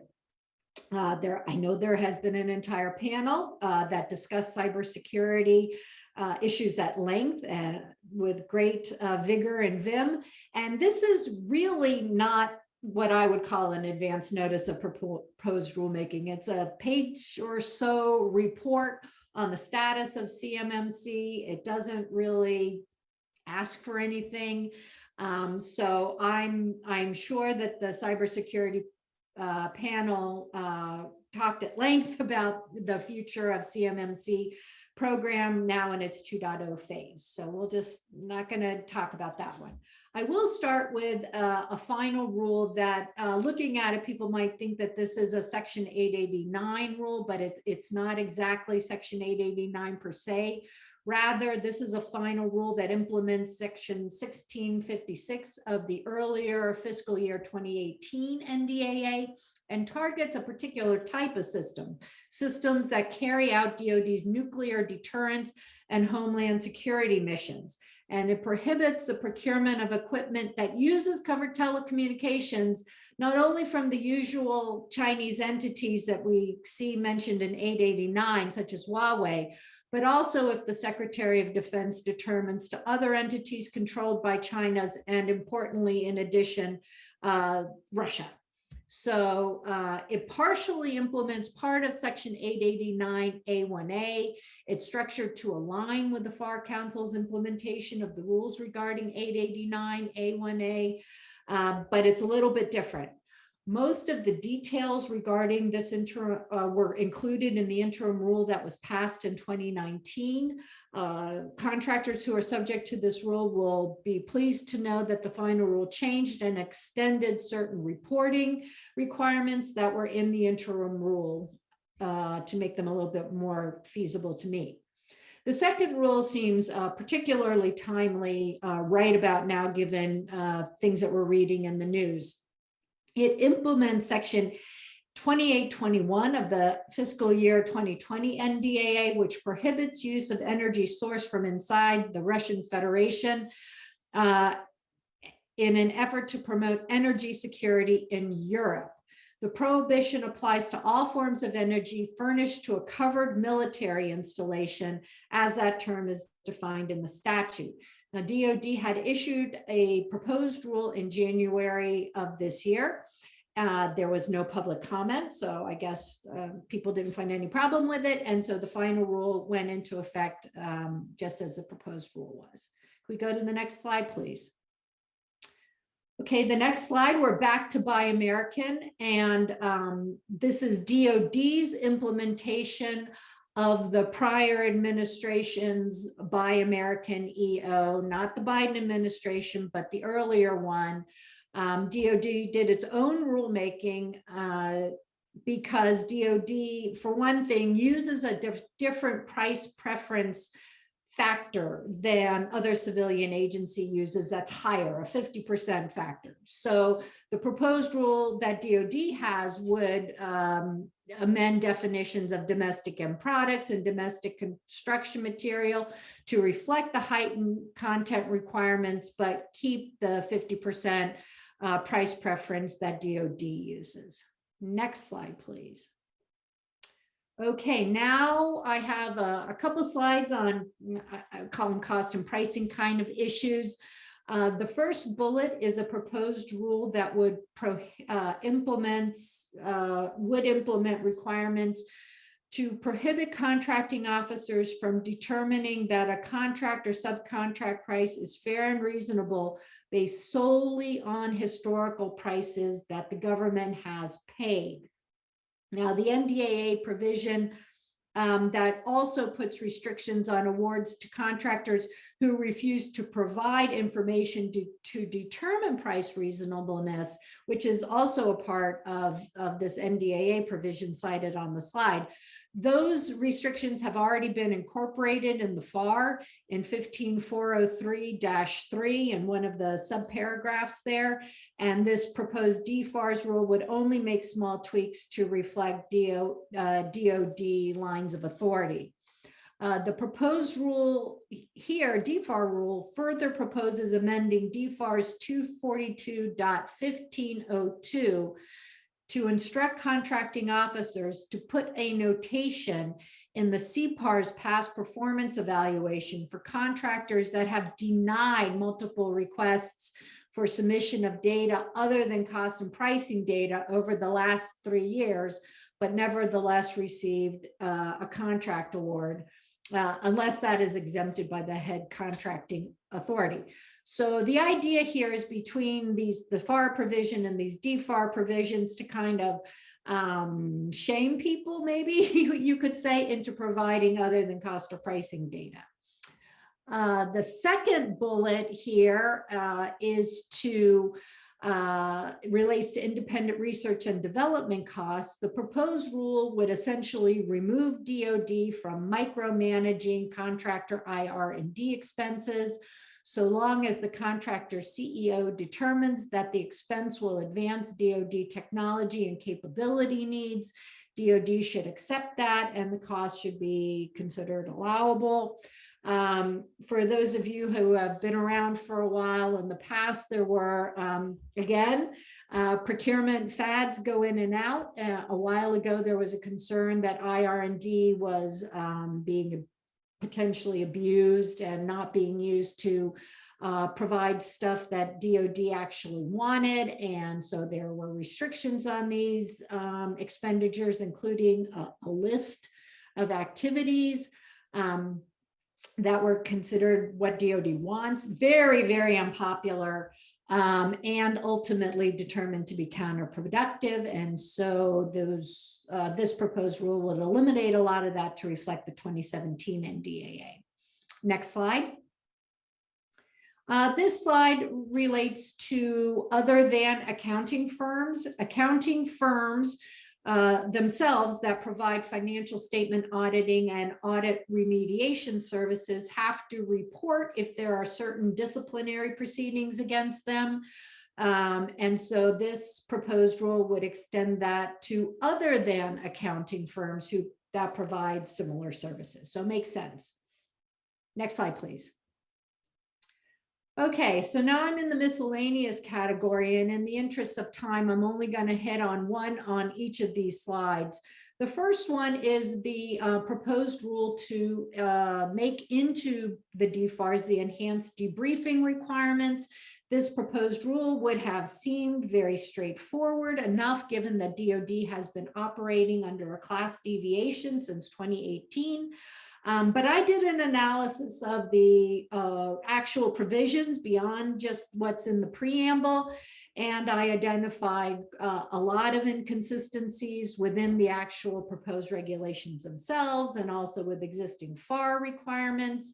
I know that there is a final rule out there being reviewed from the Open DFARS case reports. I hope that they've cleaned up some of that, because these kinds of things are really important to make consistent when they drive timing for bid protests. Can we go to the next slide, please? Okay, so this first bullet is another, kind of nice thing to have. If you deal with contract closeout issues, you'll know that it can take a person's natural life, essentially, to get it done. And so this would implement a provision of the 2021 NDAA that would expand expedited closeout authority to certain contracts or group of contracts that were awarded at least 7 or 10 fiscal years before the current fiscal year and have completed performance or delivery at least 4 years prior to the current fiscal years. It's 10 years for military construction and shipbuilding and 7 years for all other contract actions. So having expedited closeout authority more broadly, definitely a good thing. And let's go to the next slide, please. Okay, now we're moving out of the FAR and DFARS into Sba Regulations. These affect a lot of contractors, and they also often find themselves in the FAR. So the first one allowed participants in the 8A Business Development Program to extend their participation for 1 year. This is a COVID-19 related interim rule that just gives you 1 extra year in the 8A program if you so choose. The second rule extends a freeze of the hub zone program map. It was supposed to be updated at the end of the year, but the census is not available and it has to be analyzed. So that is, the map is still frozen. So it's just extending the freeze. The third rule implements provisions of the 2020 NDAA that revised the eligibility of surviving spouses to be eligible to participate under the Service Disabled Veterans Program. And that was done through a direct final rule. The eligibility as I read it, triggers from the extent of the spouse's service-related disability. Next bullet. Nope, go back one, please. There we go.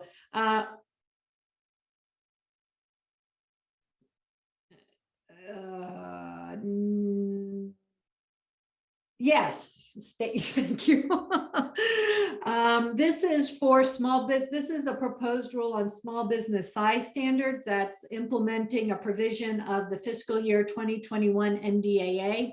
I don't know. This is they're just doing what the statute said, but it changes the averaging period for employee-based size standards from 12 to 24 months, and this is for businesses that identify as small based upon their employee numbers in the NAICS code, the applicable NAICS code.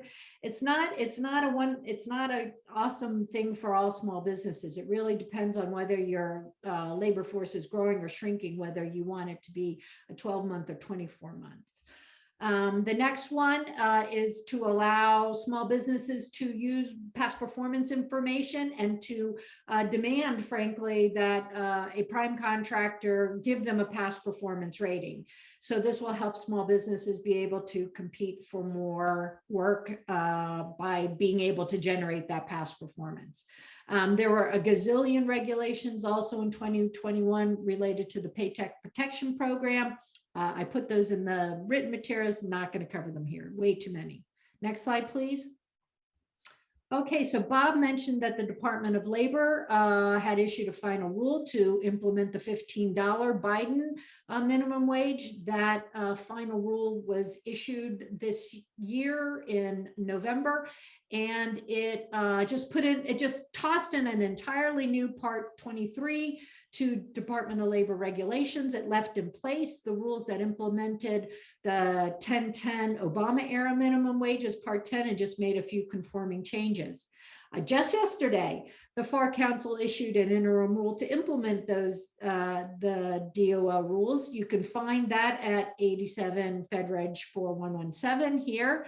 Of note, the FAR Council is not following the DOL course and just inserting a whole new part. They're going to revise the reference to the 1010 minimum wage, update it with the $15 minimum wage, and make other conforming changes to existing FAR provisions. Next slide, please. Okay, so these are 3 GSA rules. The second one is the most interesting.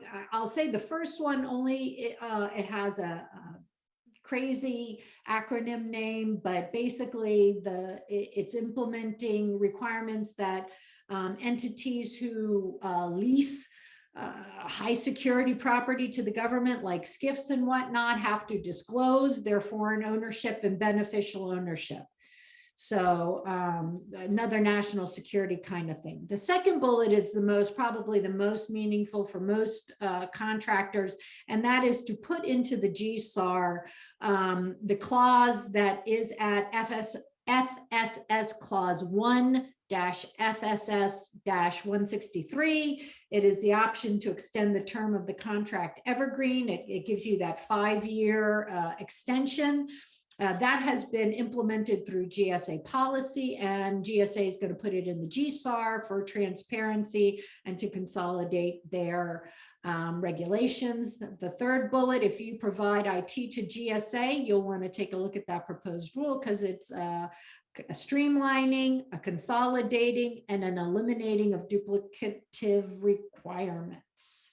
And now we can go to the very last slide. Great.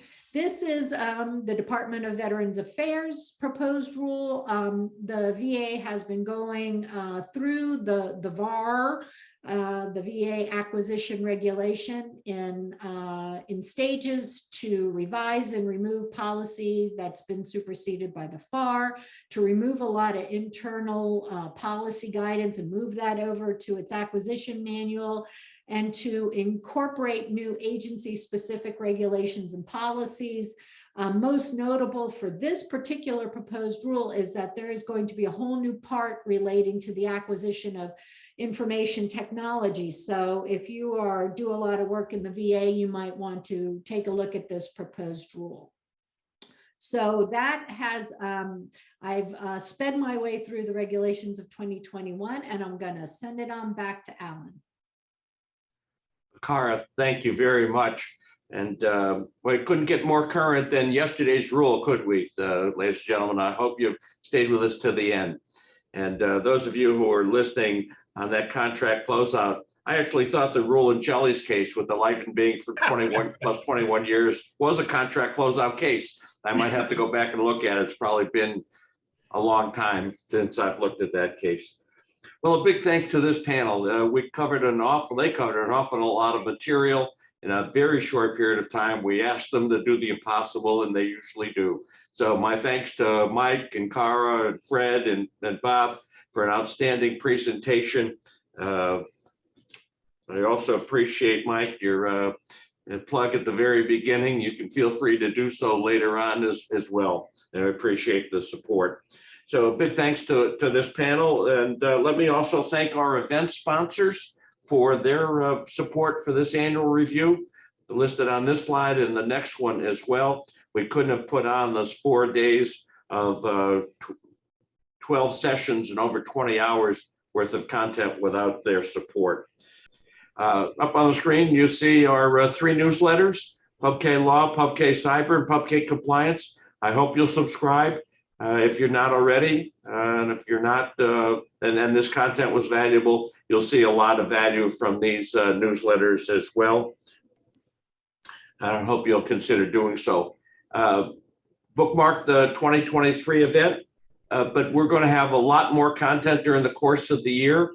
We'll do some mini webinars around some of these emerging topics, because it's not fair to you, and it's not really beneficial if we wait a whole year to find out about some of the more significant and emerging topics. President Biden issued 77 executive orders in 2021, and many of them are requiring procurement rules. And I suspect he's going to have a slew of executive orders in 2022. So we're talking internally about how to best present that information to you as we go forward. Well, that concludes our 2022 annual review. I wish you all success in the federal marketplace and good luck in government contracting.